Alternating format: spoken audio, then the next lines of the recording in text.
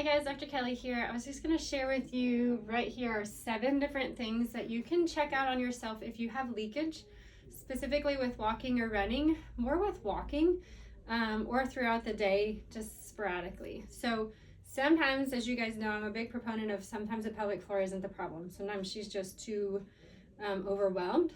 And so these are some of the things that when we're thinking aside from pelvic floor strength, coordination, if we've addressed those and that just doesn't seem to help, these are some of the things that can help move that needle for you.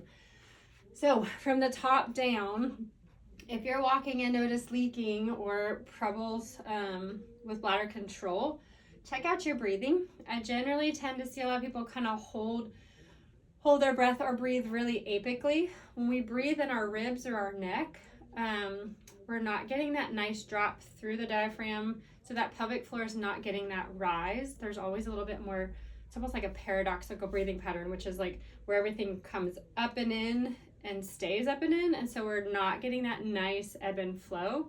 So checking in with your breathing, checking in with dropping the ribs and trying to bring it down. That kind of goes with like the high hinge point. So a lot of times postpartum, we get this really archy spot here because the body's been in this position for having to regain balance. And I don't want you thinking about tucking and walking the whole time, but working on kind of my favorite cue, if you guys know me, are nipples down. So just softening that rib cage here. And once again, going into the breathing. And then some people, we need to work into like getting that, and this is laying on your back, working on breathing, some of the specifics that we can do together to work on opening this point up where we tend to wiggle from. So that would be kind of the rib angle, that nipples up, nipples down, rib thrust, the double boob, some people will call it that. If you have really prominent ribs, thinking about letting that drop down. Ab gripping, a lot of us are in this type A, go, go, go. Do you tend to hold all the time? Like, is everything bracing? Do you tend to upper ab grip, trying to keep those ribs down? This is related to walking or not, but typically in the car, I find myself having a really hard time of just like getting to where I'm going and letting go. So check in on yourself there too, because sometimes the things that we get worse with, like with walking and exercise, it's just when we notice it, but the causes are elsewhere. So check in with these things even outside of exercise, which is typically where we notice the problems, but the problems aren't typically starting. So ab gripping, let it go. Don't be poochy. And that kind of goes with the next one is lower ab weakness. So if you are overpowering from above, there's constant pressure down, and she, of course, is going to have to overactivate, or she's just too weak and can't, she being lower abs and pelvic floor. So sometimes doing some specific strengthening to let that be a little bit stronger, a little bit more balanced. But kind of going back to the walking, if you are walking and moving, making sure you're not super tight throughout. Sometimes hip tightness and hip weakness can play a role. So if you're walking and you are doing this model waddle, that tells me there's some weakness. If you're walking, you can't extend that hip in the socket and that your back goes. That can be a hip flexor tightness. That can be a lower abdominal weakness.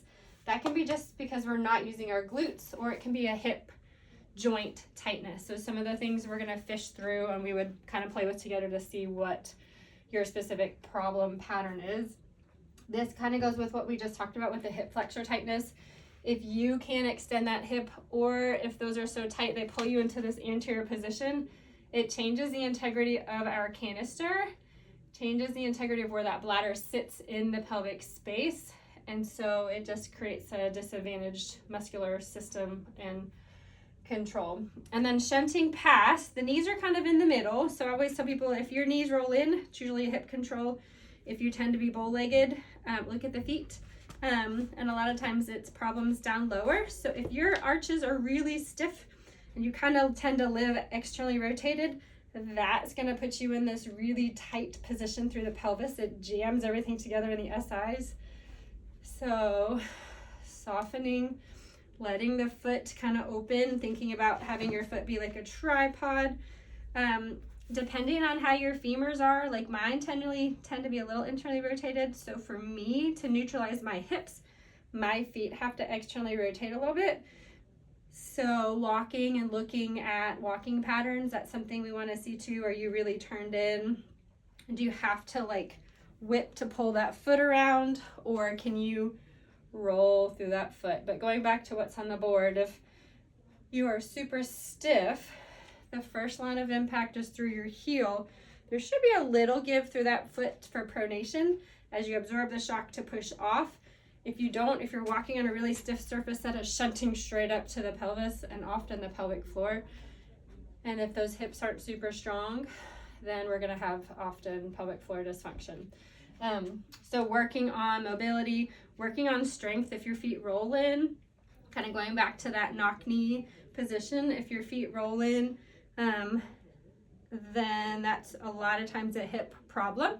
But you can also work on lifting through the feet. So my favorite cue here with walking or standing or lifting is kind of just lifting through that arch, rolling out without wonking way over.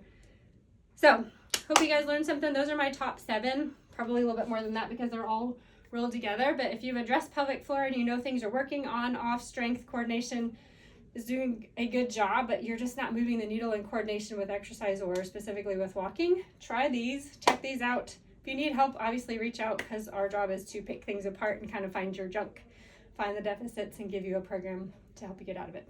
Thanks, guys. Bye.